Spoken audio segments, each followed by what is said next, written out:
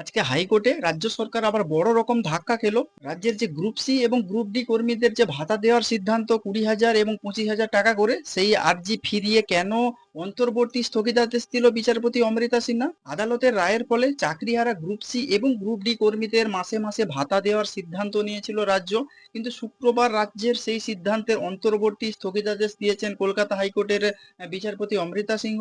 এবং তিনি জানিয়েছে যে 26শে সেপ্টেম্বর পর্যন্ত আদালত যতদিন না পরবর্তী নির্দেশ দিচ্ছে ততদিন ভাতা দিতে পারবেন না রাজ্য। এবং আদালত জানিয়েছে 4 সপ্তাহের মধ্যে রাজ্যকে হলফনামা জমা দিতে হবে এবং তার 15 দিনের মধ্যে পাল্টা হলফনামা দেবে মামলাকারীদের একাংশ। হাইকোর্টের এই রায়ে রাজ্য সরকার এবং শাসক দল ধাক্কা খেলো বলেই মনে করছে অনেকে। গত 15ই মে রাজ্যের শ্রম দপ্তরের বিজ্ঞপ্তি জারি করে ভাতা দেওয়ার সিদ্ধান্ত ঘোষণা করেছিল এবং সেখানে বলা হয়েছিল চাকরিহারা গ্রুপ সি এবং গ্রুপ ডি কর্মীদের মানবিক কারণে ভাতা দেওয়া হবে এবং তাদের পরিবারের কথা ভেবেই এই পদক্ষেপ করা হচ্ছে বলে তখন জানানো হয়েছিল। সেই অনুযায়ী গত 1 এপ্রিল থেকে গ্রুপ সি এবং গ্রুপ ডি কর্মীদের যথাক্রমে 25,000 এবং 20,000 করে টাকা দেওয়া শুরু হয়। রাজ্যের বক্তব্য ছিল সুপ্রিম কোর্টে রিভিউ পিটিশন দাখিল করা হয়েছে, সেখানে মামলা বিচারাধীন। এই অবস্থায় আপাতত ওই কর্মীদের ভাতা দেওয়া হোক এবং কাদের ভাতা দেওয়া হবে তা চিহ্নিত করার জন্য একটি স্ক্রিনিং কমিটি গঠন করা হয়। এবং কলকাতা হাইকোর্টের বিচারপতি অমৃতা সিংহ এই পর্যবেক্ষণ কমিটি নিয়েও প্রশ্ন তোলেন এবং আদালতের নির্দেশে বাতিল হওয়া অশিক্ষক কর্মচারীদের কিভাবে আর্থিক সহায়তা দিতে পারে রাজ্য সরকার। তিনি বলেন, কোর্ট বেতন ফেরতের নির্দেশ দিয়েছে আর রাজ্য সরকার তাদের ভাতা দিচ্ছে, এই সুবিধা দেওয়ার কোনো যুক্তিকতা নেই এবং রাজ্যের পদক্ষেপে আদালতের যে নির্দেশ সেই নির্দেশকে অমান্য করা হয়েছে বলে তিনি মনে করেন। এমন আর্থিক প্রকল্প বাতিল হওয়া উচিত বলে তিনি উল্লেখ করেন।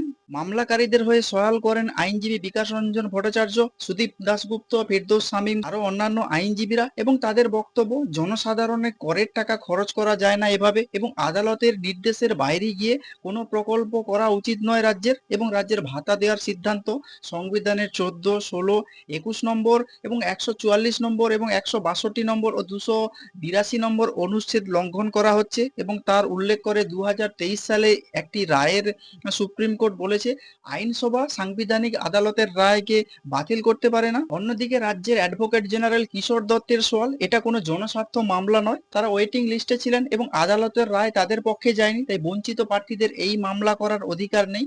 এছাড়া এই মামলার কোনো চাকরিহারাদের যুক্ত করা হয়নি। এবং রাজ্যের অ্যাডভোকেট জেনারেল আরো জানান এই প্রকল্প অস্থায়ী এবং সুপ্রিম কোর্টের বিচারাধীন রিভিউ পিটিশনের উপর নির্ভর করবে, ফলে এখন মামলার কোনো কারণ নেই। রাজ্য নিজস্ব আইনি ক্ষমতায় ভাতা দেওয়ার সিদ্ধান্ত নিয়েছে, এতে হঠাৎ কর্মহীন হয়ে পড়া হাজার হাজার মানুষের জীবিকা রক্ষা হবে।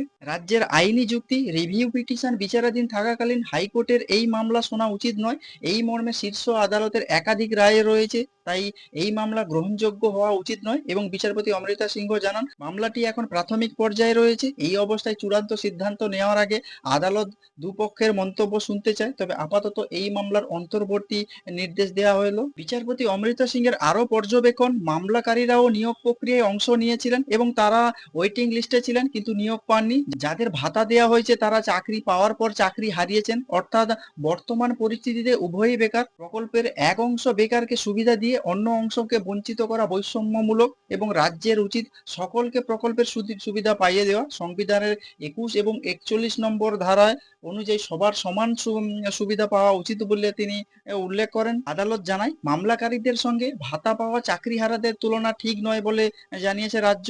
আর সুপ্রিম কোর্ট বলছে এই নিয়োগে ব্যাপক দুর্নীতি হয়েছে, দুর্নীতি করে কেউ চাকরি পেলে তাকে কি রাজ্যের কোষাগার থেকে টাকা দেওয়া যায়? দুর্নীতির অভিযুক্ত ব্যক্তিরা কাজ না করেই টাকা পাবে, ভবিষ্যতে এ টাকার ফেরত নেওয়া যাবে না, তাই অন্যায় করে কিছু লোকের পকেটে টাকা যাবে। যদিও আদালত ভাতা দেওয়ার সিদ্ধান্তের অন্তর্বর্তী স্থগিতাদেশ দেয়, তবে চাকরিহারাদের মৌলিক অধিকার খর্ব হবে না।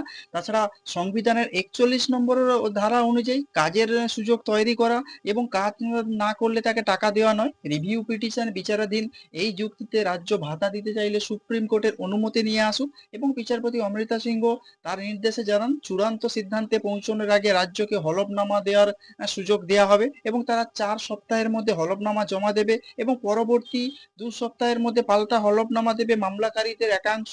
এরকম অবস্থায় ভাতা দেওয়ার সিদ্ধান্ত আগামী 26শে সেপ্টেম্বর পর্যন্ত স্থগিত রাখা হলো। আপনারা কি বলবেন যে চাকরিহারা গ্রুপ সি এবং গ্রুপ ডি কর্মচারীদের যে 25,000 এবং 20,000 টাকা করে ভাতা দেওয়ার সিদ্ধান্ত নিয়েছিল রাজ্য সরকার, আজকে কলকাতা হাইকোর্টের বিচারপতি অমৃতা সিনহা সেটাকে স্থগিত করে দেয়। আগামী 26শে সেপ্টেম্বর অবধি সেটা স্থগিত থাকছে। তো আপনারা কি বলবেন যে আজকে কলকাতা হাইকোর্টে রাজ্য সরকার একটা বড় ধাক্কা খেলো?